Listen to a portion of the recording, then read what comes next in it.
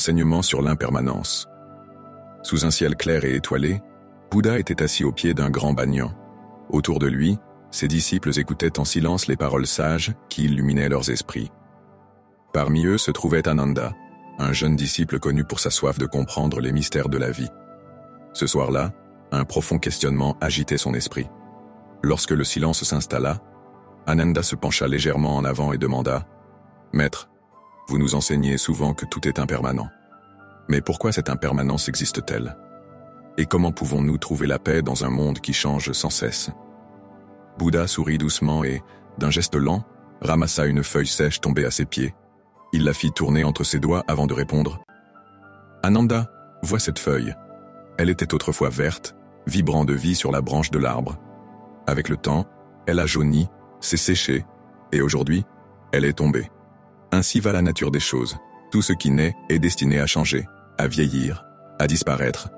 C'est la loi universelle de l'impermanence. » Ananda réfléchit un moment, puis reprit « Mais maître, cette réalité est si difficile à accepter. Ne sommes-nous pas attachés aux choses, aux êtres que nous aimons? Comment ne pas souffrir lorsque tout ce qui nous entoure est éphémère ?» Bouddha posa la feuille sur le sol et regarda son disciple avec compassion. « Ananda, la souffrance ne vient pas de l'impermanence elle-même, mais de notre refus de l'accepter. Nous nous accrochons aux choses, croyant qu'elles dureront toujours. Et lorsque le changement survient, nous résistons. C'est cette résistance qui crée la douleur. Comprendre l'impermanence, c'est comprendre que tout ce qui commence doit un jour finir. Mais dans cette fin, il y a toujours un renouveau. » Pour illustrer son propos, Bouddha tendit la main vers une petite fleur qui était sur le point d'éclore. « Regarde cette fleur, dit-il. Aujourd'hui, elle est un bouton.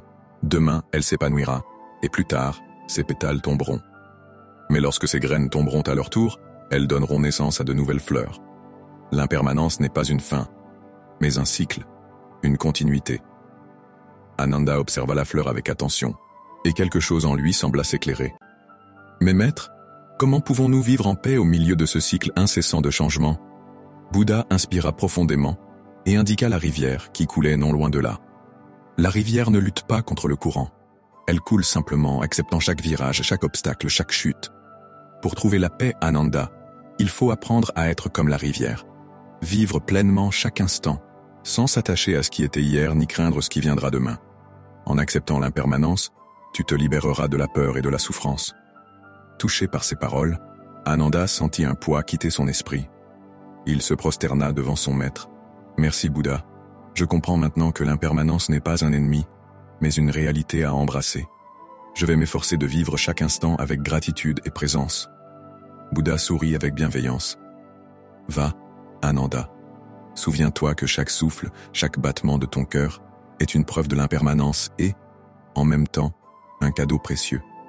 Trouve la paix dans cette vérité et tu verras que tout changera. » En silence, Ananda rejoignit les autres disciples, le cœur rempli d'une nouvelle sérénité. Si tu as aimé la vidéo, like et abonne-toi.